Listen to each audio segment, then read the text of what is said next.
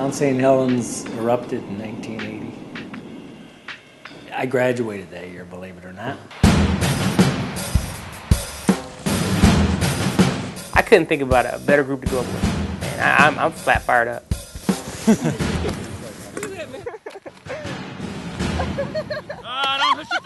I really didn't join the Navy to climb a mountain, so or videotape while I'm climbing the mountain. So when you take a break, you'll get cold. You'll be hot on the way up. I'm kind of having a heart attack. Always on the clock. And I remember thinking, this is not going to turn out how I planned.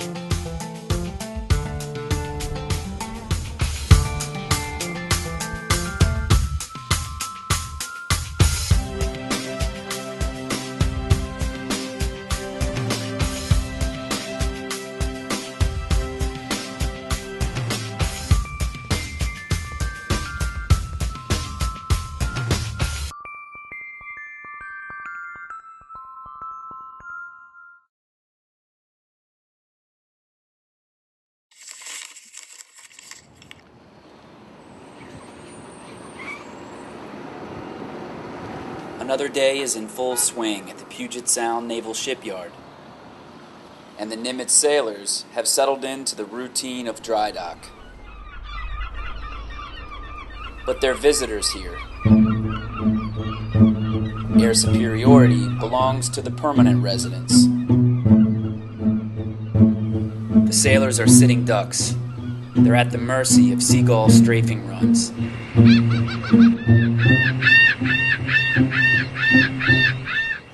Across base, another story of man versus nature is about to unfold.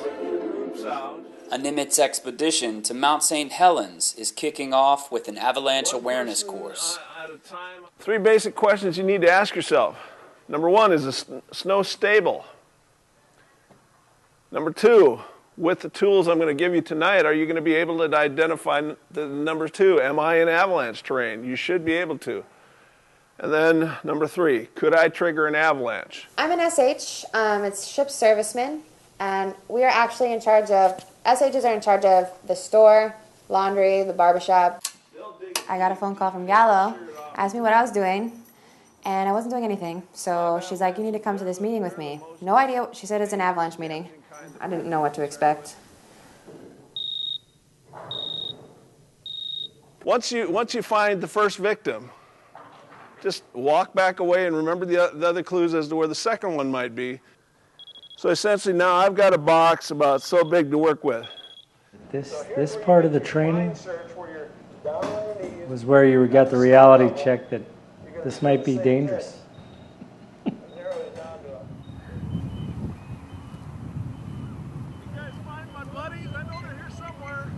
The group uses avalanche beacons to simulate a search for buried climbers.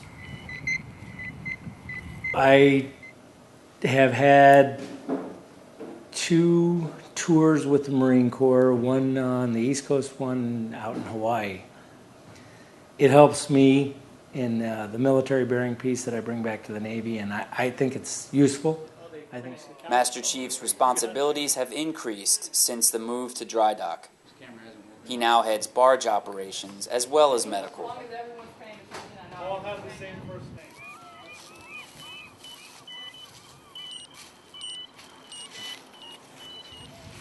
Yep, 15 to the left.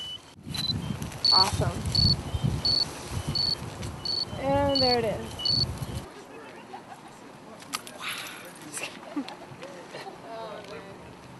With the basics of avalanche safety down, the group will pick up one more climber on the way up. Around the corner from Senior Chief Peebles, Captain Monger is capping crew members. CAP, or Command Advancement Program, allows for the meritorious promotion of outstanding sailors. So congratulations. We appreciate all the hard work. Thank you, sir.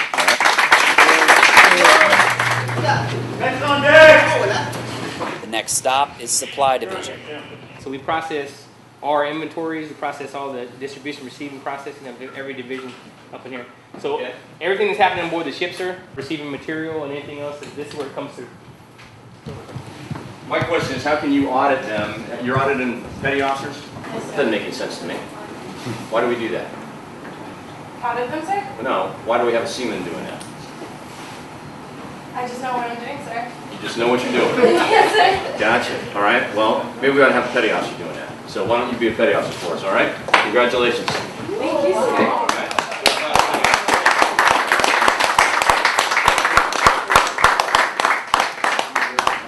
You are advanced today, paid today, okay?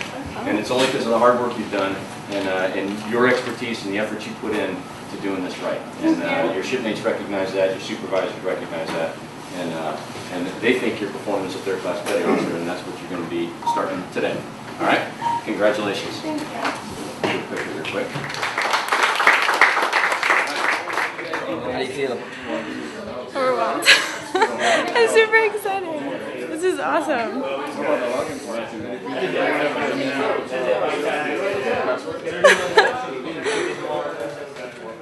The next stop for Senior and the others will be Stevens Pass for the Ice Axe Arrest class.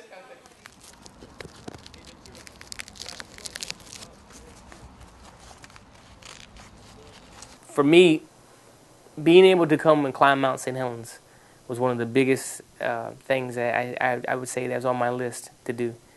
I've got bananas, I've got apples, Bananas? I've got bananas. Got the team together and seeing everybody excited and all geeked up and kind of cracking jokes and putting our gear on and trying it on and going through the training and realizing this is actually going to happen.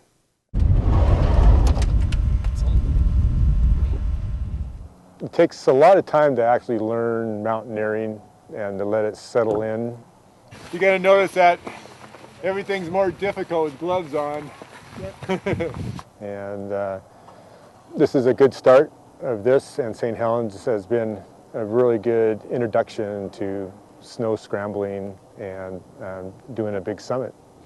I said a bad time we ain't even did nothing to retire. I think I just aged on the way up the mountain.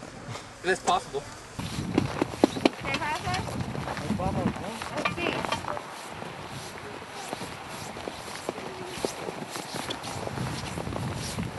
I don't have winter hobbies.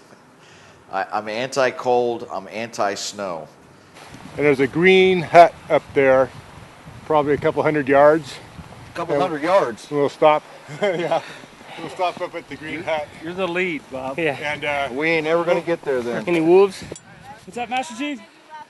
All these details were left out. The hard work detail, the cold, the snow.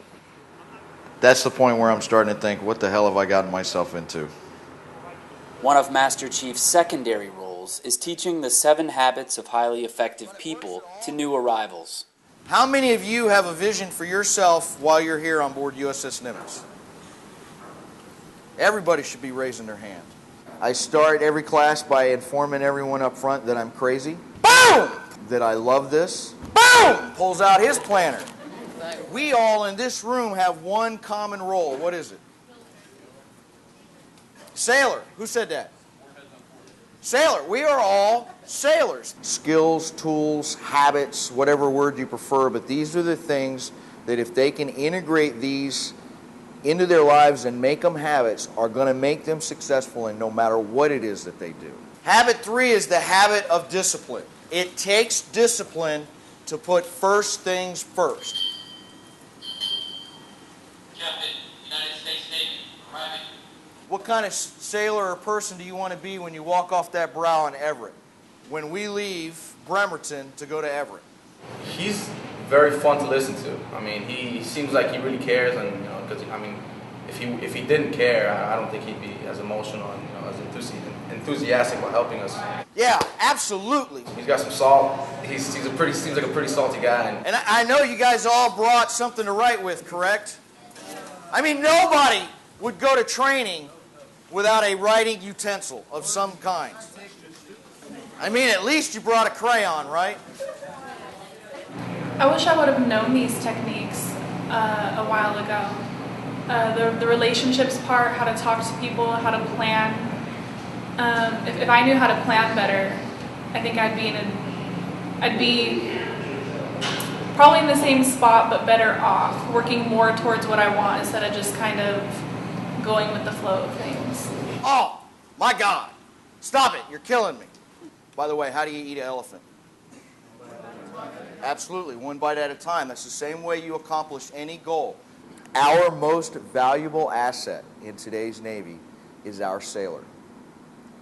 And the most valuable investment you could make in today's Navy is giving the tools of success, both personal and professional, to every junior sailor.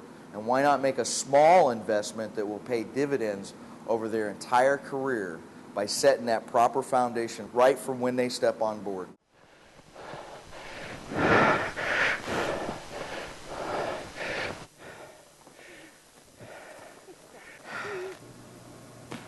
My winter hobbies are nothing.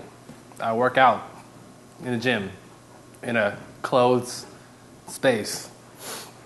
We're in dry dock and there's a bunch of admirals coming through, and we have to follow them around with our cameras and stuff. And everywhere we go, underneath the ship, in the hangar bay, in spaces, there's different lighting and stuff. So that's all I thought about while I was shooting the video. I was just change your settings wherever you go. Just knowing my camera equipment. You smile, Ventura.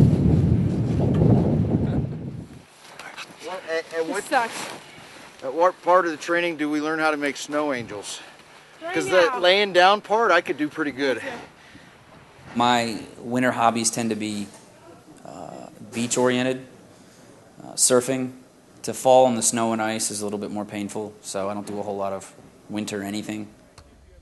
The problem with shooting video in an environment like that is you're constantly shooting their backs, because you stop, you wait for them to pass, and then they pass you, and you then have to sprint forward to catch up to them. So you spend most of your time at the back trying to work your way up.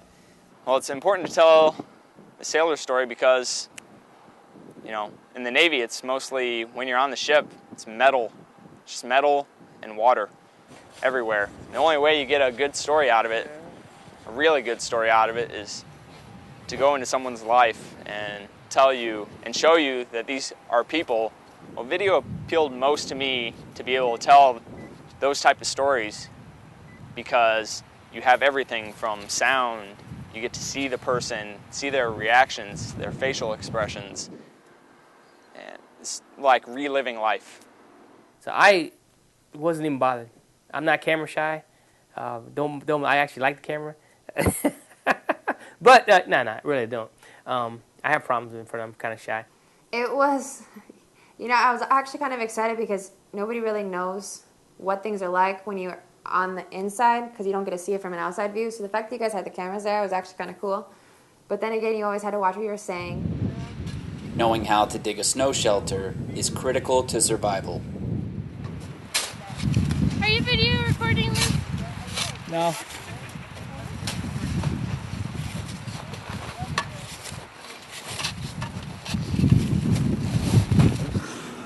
Really? Was that necessary? Like, really?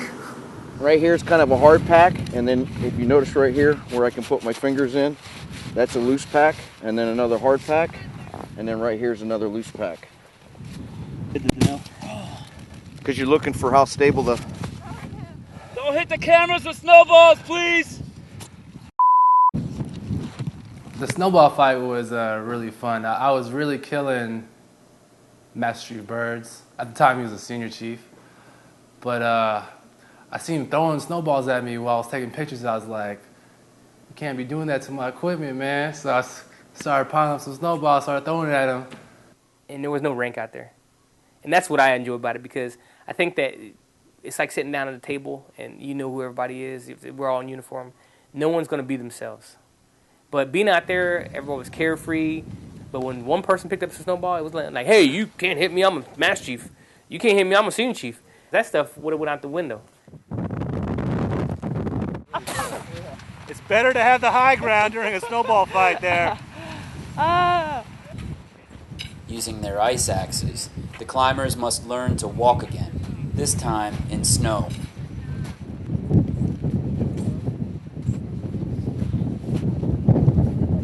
Going up and down require different skills. It's not always pretty. I got it!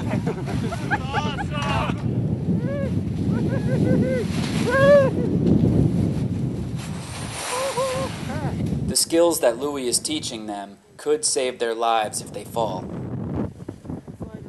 It sounds simple, but actually laying backwards and falling down the side of a mountain is not the safest thing. Why would you do that?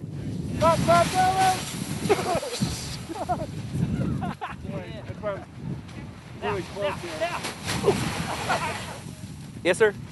I'll take it. I am deadly afraid of heights. My parents can quote me on that. Really, guys? I just got hit.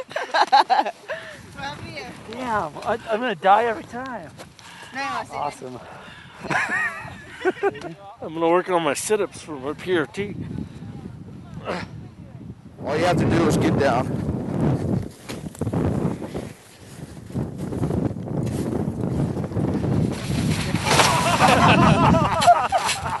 Good technique.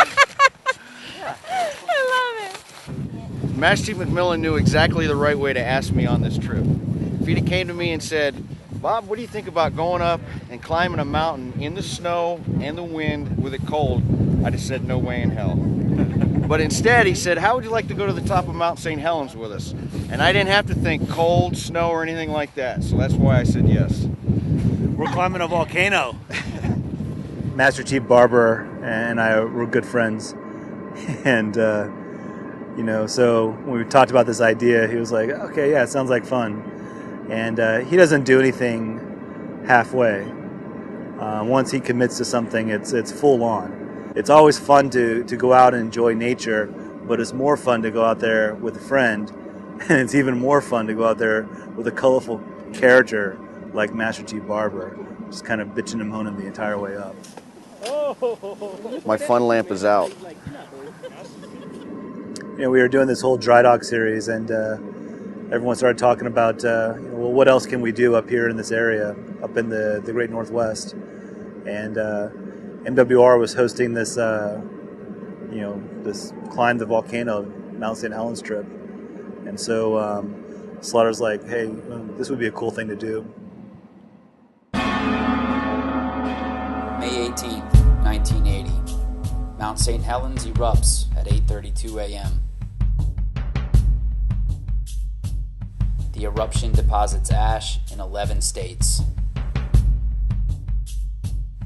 It is a catastrophic event, causing 57 deaths and $1.1 billion in damage.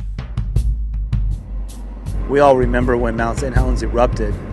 I remember it being on the news and I was a little kid. So to be able to climb that mountain would be just, I think, a phenomenal event.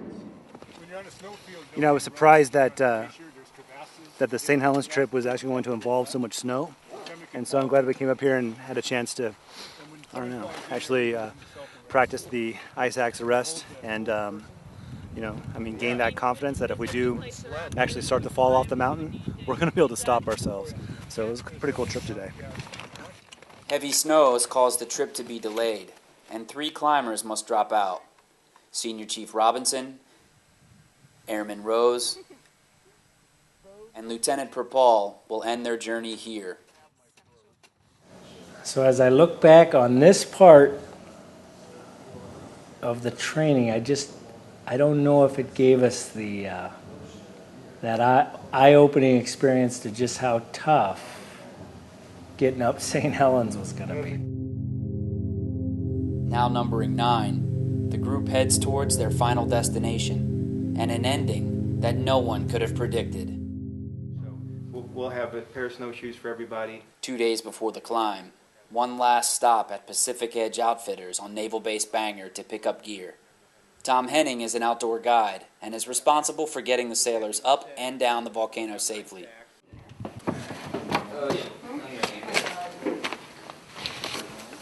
A 10, 11, 12, and a 12. What's that? Well, the 11s were even too small for me. Maybe we should take some mediums. Put them in a pile. Well, we got 10 people going total, right? This is a heavy bag. This is probably a 0-degree bag. So, if you have, can you do me a favor and put those boots on that you have? This would be plenty warm. Camp is set up the night before on the south side of the mountain at the entrance to the winter route. Yeah, this will repel off any All gangster, the moisture and stuff. well, gangster animals. They don't like bright colors, man. So anybody who doesn't have bright colors is probably victim out here. That's Massey Berg's definitely, because he's out in the woods. He looks like a killer already. He might have a chance. There you go. You guys are not done with your tent. Oh. You guys suck. Should be some string in there that you can tie out. Just flip that bad boy around.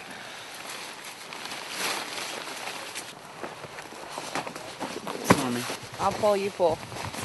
Well, no, I was saying the other way. Hold up. Oh, God. Why do you make things so complicated? Just Really? pull. Just pull. Me and Gallo, honestly, we're best friends, but we're more so like sisters. Yeah.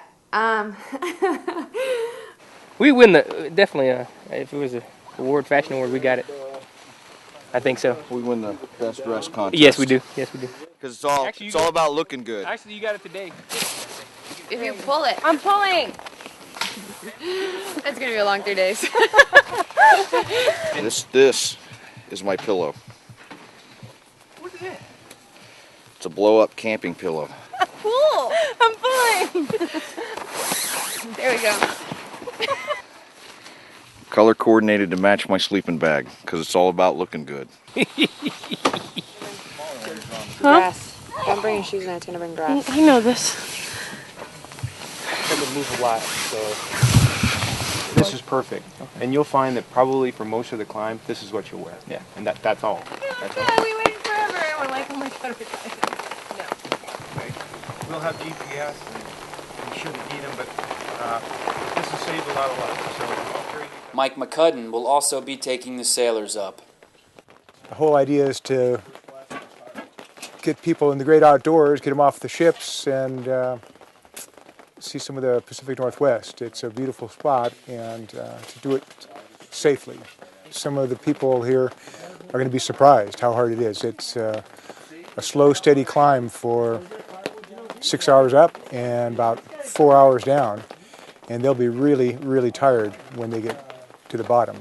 Hypothermia is an issue, even if it's not freezing cold right now. It's cold enough, and it's wet enough, so you get wet, you get cold, you're sweating a lot. Hypothermia is a big issue for us. pair up with somebody that you feel if they can't make it, that you'll go down with them. A lot of people, they'll push and push and push until they have nothing left. And they'll say, well, now I need to turn around, but I got nothing left. So don't push it that hard. If you see, well, God, I'm running out of steam here, I'm not going to make it, I still have enough to get back, that's the time to turn back.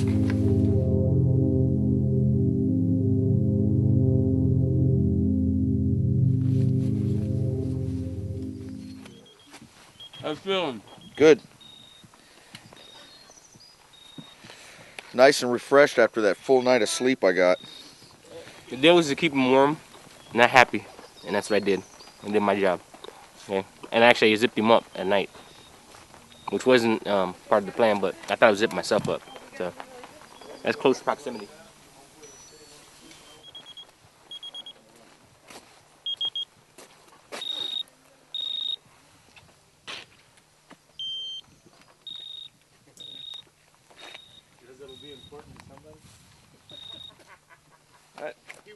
Excited. What are we waiting on? Clearly we're waiting on Bob. No. I'm nervous. Hopefully we can see something when we get to the top. That's all I'm excited for. Once this climb's over. Once we get up there, we'll be good. See what you got on it. How's all this feel? Not bad right now. I'm not excited. Ask me in an hour. Turn back around and tell me. Ask me in an hour how this feels. I have a feeling it's going to be 100 pounds heavier than it is right now. Well, these are my These are the fashionable. It comes up to the knee I wore knockers. these shorts just so that the CMC could. Damn, those are some sexy legs, aren't they? That's a true mountaineer right there. If you don't know. I pretty much wear the same black shorts to work every day. CMC gives me a lot of grief about it. And like I told him, I only wear them in and wear them home, so they're not. It isn't like I'm wearing them every day. But with some intent, I wore them to the top of Mount St. Helens. Got my GoPro chest mount. Put my head mount somewhere in my backpack. Got my goggles. I think I got everything but my camera. We're going to set a dead time. We're going to be coming down off the mountain from the summit no later than 2 o'clock. So at 13:59:59, if we're 10 feet away, we're not going to go the rest of the 10 feet.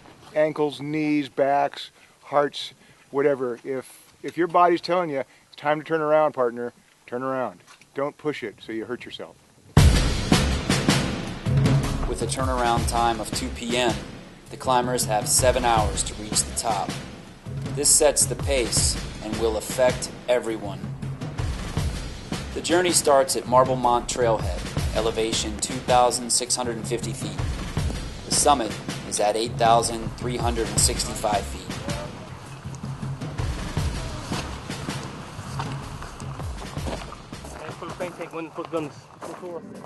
We had to think about, well, when we got to the top, you know, what would we do? So we made up a flag and a Nimitz flag with our Nimitz logo on there. We're like, well, we'll get up there and we'll raise this flag, or we'll unfurl this flag of some sort, and then take a photograph of that and kind of, you know, hand that up somewhere on the ship and say, hey, this was the Nimitz expedition to Mount St. Helens. Much coughing already?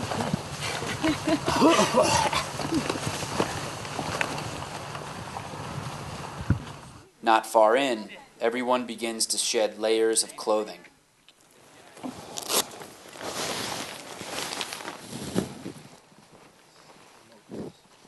At that time, I was honestly fine.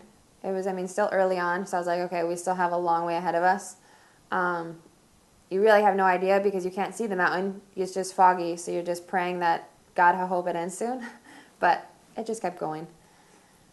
A little concerned because, you know, the weather kind of sucked. You couldn't really see the mountain, so you don't really know what you're in for.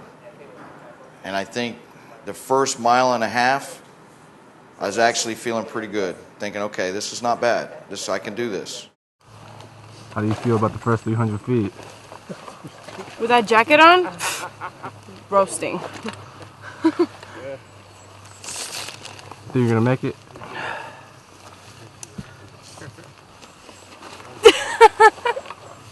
Try that. Right before we got to the mountain, we went to this little shack where you get your permits to climb up the mountain, because you need to have permits to climb up the mountain. And there was a little history of people who died in St. Helens. And I was just reading that. That was the worst. It was like watching Final Destination 1 before getting on an airplane. That was the worst. Because Jedi's not going to cut it today. You're going to be evil till the tail you get up there. And you can be good. Darth Maul. Yeah, there you go, Darth Maul.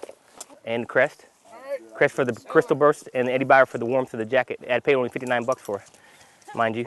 Matching pants. So for fashion, you get an A+. Because there's some attachments I can buy later on throughout the year. So.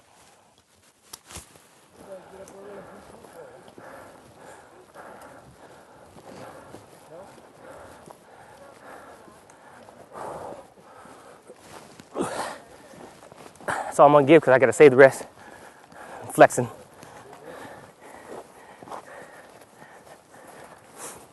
The path when we first went through the wooded area was really thin. It was a very narrow path, so you had to make these little baby steps, and it was just awful. God, it's just annoying.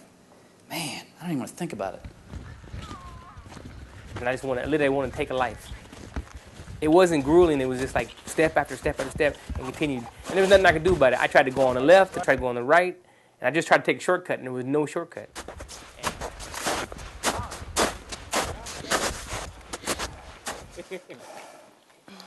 We're good, right? Right? I just honestly hate the snow. Like, I'm not in pain. Well, I hate the snow too. I'm It makes it twice as hard. Yeah, I'm just mad walking through it. But it's not bad.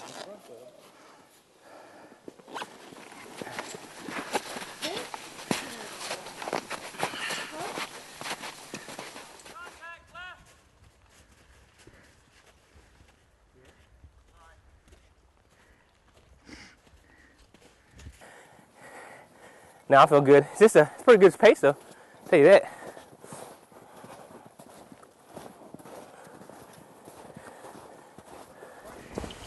We still got you. So as long as we got you, we're not gonna die. That's right. And it's only going to get harder. They reach the tree line, elevation 4,800 feet.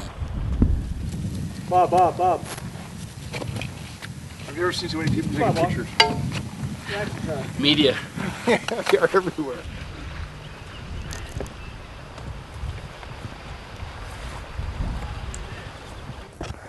Slaughter, can I tell you a secret between you and me? I'm honestly considering, like, this. I want to go back. Well, try to consider it. Just consider it a decline.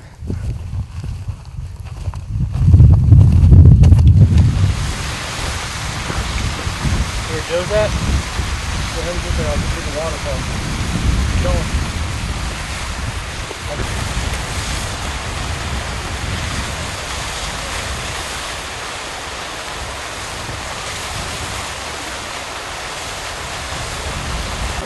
Actually, normally what we would do, hang on a tree. And the guy on the way back down. Ray's GoPro helmet cam records while he hurries to set up his tripod-mounted camera for a shot of Senior Chief Peebles. Just as he's ready, Senior moves on.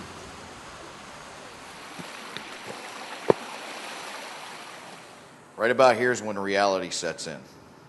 Because before this point, you think you're already on the mountain. And we're about 2.5 miles in, right? It's a 5-mile total hike, and you're thinking, oh, this is not so bad. This is all right. And then in a minute, the sun's going to come out just enough that the cloud goes away, and there's the frickin' mountain. And it's literally a frickin' mountain, and it just goes up. And you realize that I'm not even at the up part yet. But it was strange. I mean, you go to this one area and it's nice. You got waterfalls and babbling brooks, and then next thing you know, you got the tundra, you know, where the abominable snowman should be at. And you're like, what is going on?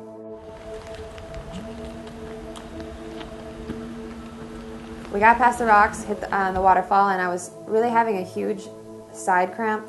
The previous day, I had actually taken a pregnancy test, and I had found out that it was positive. And so it was hard for me because I really had wanted to do this, and I was like, okay, I'm just going to chance it and just see how far I can get. But I don't want to push it too far because I don't know really what's going on in my body right now. So that was hard. You can keep going. It's a straight shot out. Right? No, you can't go by yourself. Yeah, you can't go by yourself. I'll go with you this time. I'm fine. I'm dying anyway. Like, I was waiting for someone to say it first. Look how happy I am. She says she wants to go home. I'm so happy.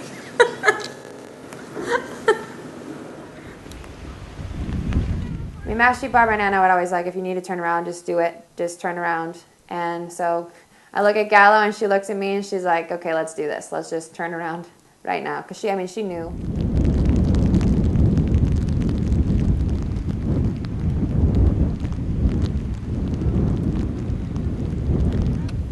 All right. So I'll see you in about 2 hours.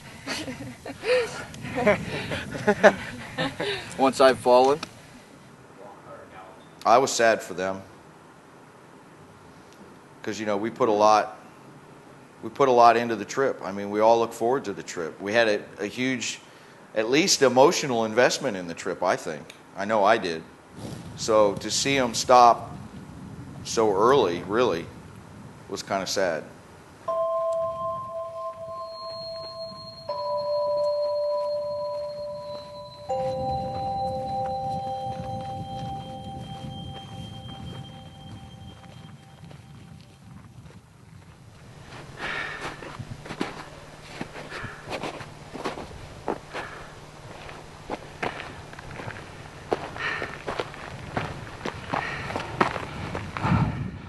For me, I thought I was stepping into a whole nother world, honestly.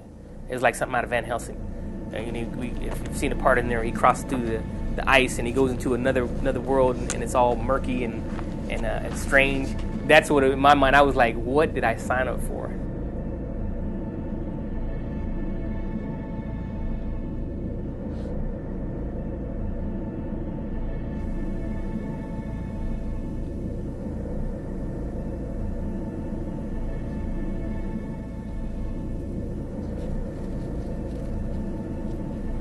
It was amazing, you know, when we got up to the lava flows and to actually see just the remainder of what happened with that explosion. And the path that we followed up was the lava flow path, and to see that was just amazing. Navy Chief Corps coming up. Whew.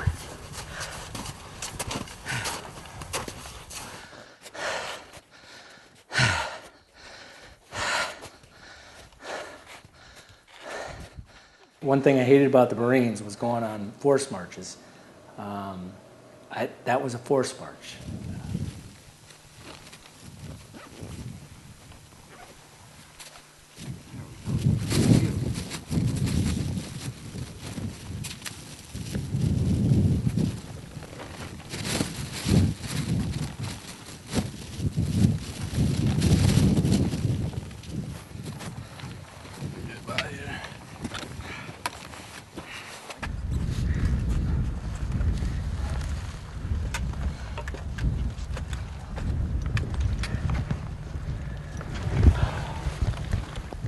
So I made a decision. I could force myself up the mountain, but by the time I got there, I'd be so dead I wouldn't have enough to come back down. And the lead guide said 80% of the accidents on the mountain are people that are coming back down because they push themselves too hard going up. So I'm going to take the safe, smart choice. It's been an experience, and that's what I came for. That's it.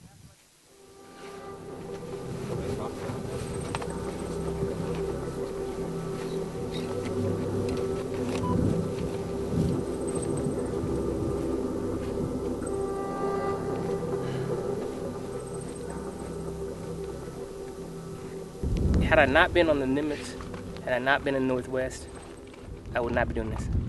I would not have taken the initiative on my own to do this. I'm a thrill seeker to a certain degree, and having seen this, I probably would have turned around if not for the motivation and just of the group, and just wanting to be here and wanting to do this. And that's made really a point to get out, instead of sitting in front of a TV and relaxing, or because you work your tough 8 hours, but this is probably one of the tougher things that you can put down in history books, build some serious memories. And not just read about it or talk about it. This is something you want to put on your bucket list. So yeah, definitely, it's well worth it.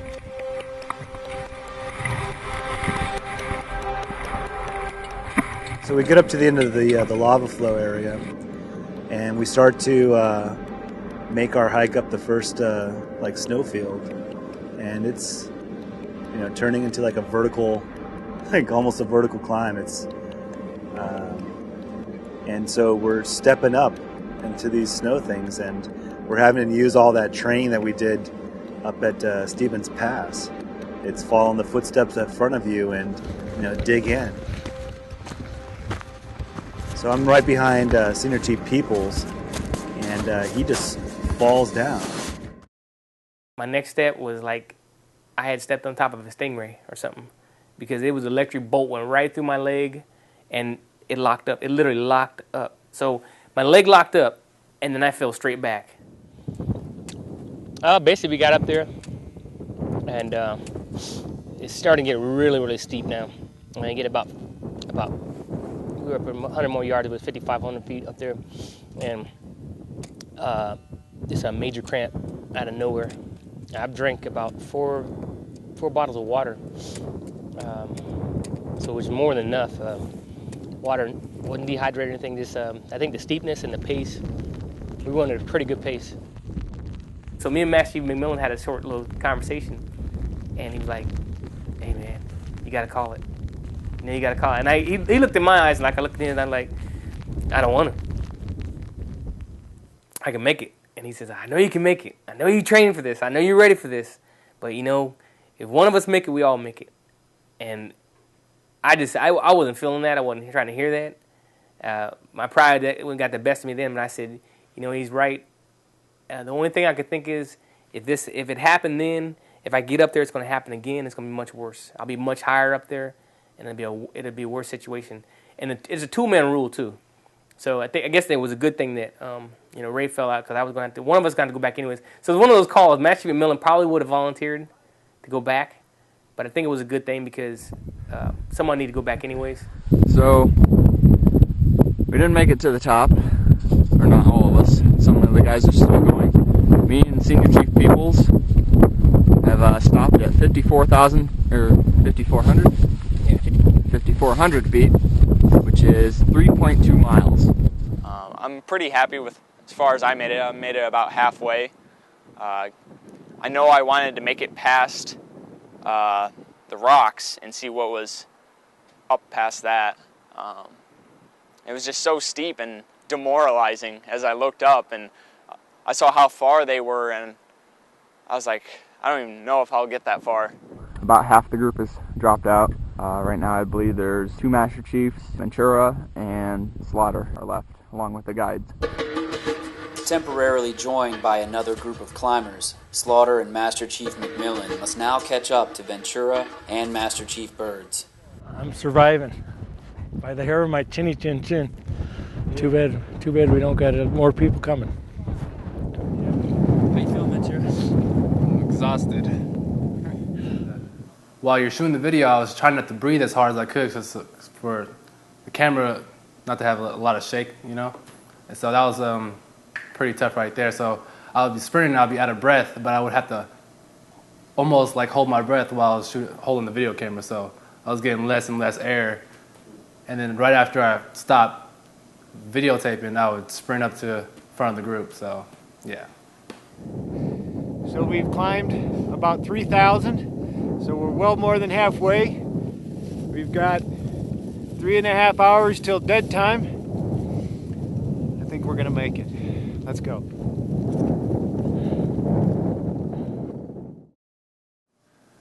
I thought I was good. I thought I was young, I can do it, whatever. And that was not the fact. And I didn't bring enough water or food. So next time I'll research what I'm doing more, see what I need to do. Yeah. Ventura drops out and heads down to catch up to Ray and Senior Chief Peoples.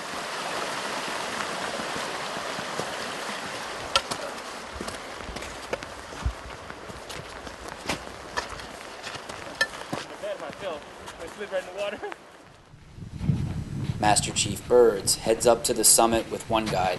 Master Chief McMillan continues up, but is feeling the beginnings of a severe leg cramp and cold. That morning, I don't know if it was lack of coffee or whatever, but I wasn't thinking. I was like, well, I've got my my poly on, but underneath all of it, I'm wearing a freaking cotton t-shirt. That was like the dumbest thing I could have done. So the cotton t-shirt's drenched. So inside my backpack, you know, the great idea of this flag I start to realize that may not be a great idea. Well, one thing is that the flag wasn't really a flag. We had our canvas shop make this thing, and so it's pretty heavy, and it's pretty big. It's a banner. And I'm looking up at the top going, all right, where's the summit at? I can't even see it.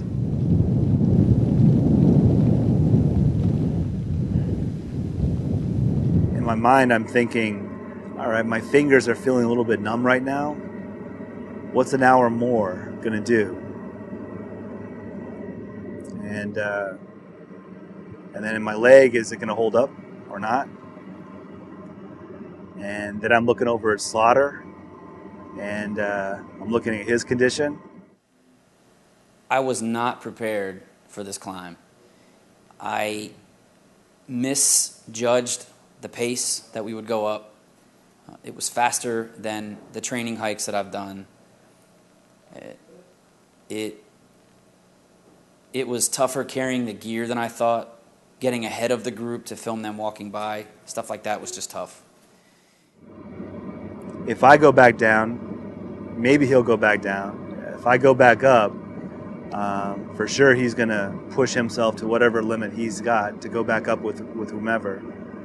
And so I'm thinking to myself, well, the smart play here is to go back down and everyone gets back safely.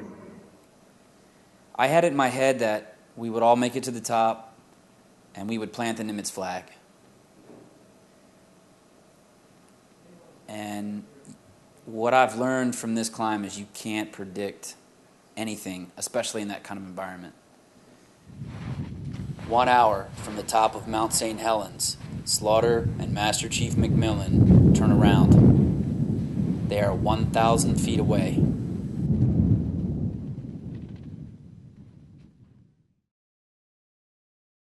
I remember Ventura, when he turned around, and first thing he said was, "I'm sorry, Slaughter," because he cared about getting all the way up there. He cared about shooting this whole thing. Ray did too. You know, we all wanted to shoot. We all wanted to be at the summit. Unfortunately, we weren't able to have any cameras at the summit.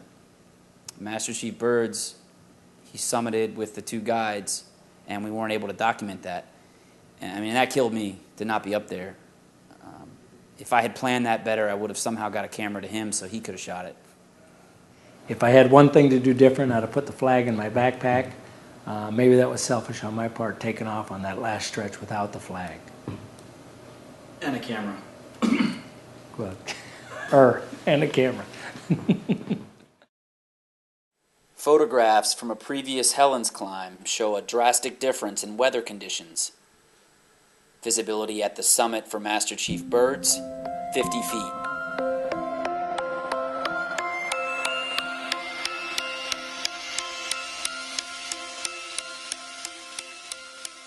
I am a good master, White Zen Findale. I only have one guy that I know. Upward. There you go. It works out with you all the time, Sid. Here's what I learned about myself from climbing Mount St. Helens. I will not climb Mount St. Helens in the snow ever again. You got to build memories. You just don't. You can't sit there and talk about them and then, yeah, I plan on doing that. It's not like going fishing or going doing something else for a day. This was well thought out. It took 3 days, and I tell you what, it was 3 days that you'll always remember. 3 days in your life that's saying you've done something that was meaningful, that's on the map. I guess I don't really feel like I failed by not making it to the top, because it was a team effort, and at least we had one person make it to the top, and one making it to the top made the mission a success for the rest of us. Thanks, Master Chief Birds, taking one for the team. Your first camping s'more. Yeah, and you probably get disease from that stick you picked up somewhere. This experience was honestly one of the best things that I've ever done in my life. I mean, granted, I didn't get very far, and I'm kind of disappointed in that, but I would not have changed it for the world. It was fun. We have so many ideas that we want to try out, but even if they don't work out, we learn so much as to what can work and what can't work for next time. I'm just happy one of our guys, one of our Nimitz Sailors, made it to the top and got to represent us. But I'm a little disappointed that we didn't make it together. Being in the military, you have to be flexible. You have to adapt to situations that change all the time, every day, especially as an MC. As an MC, I don't think I've had the same day twice. I know I haven't. Every single day here is different, and you have to roll with the punches. You're feeling our heat, man. The purpose wasn't to summit. The purpose was to do something as a team that none of us would have ever done on our own necessarily individually, to share the experience and to attempt to do something that we'd never done before. This one adventure's over, but we all did take it on, if nothing else. Getting so close to the summit and not making it, it sticks in my mind. And this summer, I want to go back up, and I want to see it. I want to reach the top. You always hear that saying that the true character, comes out when things aren't going your way. And with our group of people that went up there, everyone had their own reasons or their own spots for turning back around. And when we got back down, everyone was happy that someone made it to the top out of the group. And, you know, even though we didn't reach the top and unfurl that flag and say, hey, here we are, you know, world, Nimitz did this, it's still special, unique that all of us attempted this and all of us pushed ourselves to some type of a level of exertion, or even just saying, I'm going to go do this. They pushed themselves to something that was different, to do something different. And that's pretty cool. You know, it's not about climbing the mountain, Slaughter. It's about the people that you have the experience with. Right, man. It's about building memories. Memory.